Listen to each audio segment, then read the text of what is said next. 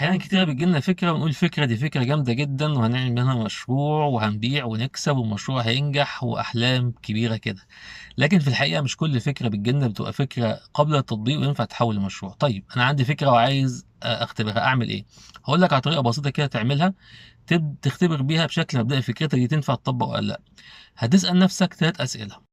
السؤال الأول عن الرغبة، هل في عملاء عندهم رغبة حقيقية إن هم يشتروا المنتج بتاعك أو يستفيدوا من الخدمة اللي هتقدمها؟ وخلي بالك الرغبة دي تكون رغبة العميل مش رغبتك انت.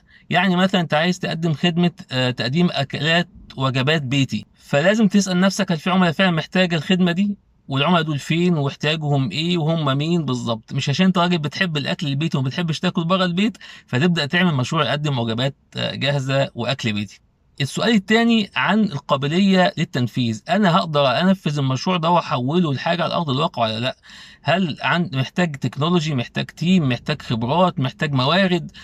واحد مثلا عايز يبدأ مشروع في عملية تدوير المطاط، فهل انت هتقدر عندك خبرة كافية؟ هتقدر تجيب حد عنده الخبرة دي؟ هتجيب مواد خام منين؟ هتصنع فين؟ هل هتصنع للغير؟ هتصنع بنفسك؟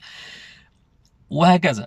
فلازم تسأل نفسك الأسئلة دي، انت هتعرف تعمل المشروع تحوله لفكرة حقيقية على أرض الواقع ولا لا. والسؤال الثالث والأهم والأخير، ايه الربحية؟ هل بعد ما تعمل المشروع ده هيحقق ربحية والربحية ديت كافية ومناسبة للمجهود والوقت والفلوس اللي دفعتها فيها ولا لا؟ دول 3 أسئلة لازم تسألهم لنفسك قبل ما تبدأ أي مشروع. تسأل عن نفسك عن الرغبة، عن القابلية للتنفيذ، والحاجة الأخيرة عن الربحية. وخلي بالك ان 90% من الافكار اللي بتجيلنا بتكون غير قابله للتطبيق، فما تزعلش لو انت اختبرت فكره لقيتها مش قابله للتطبيق.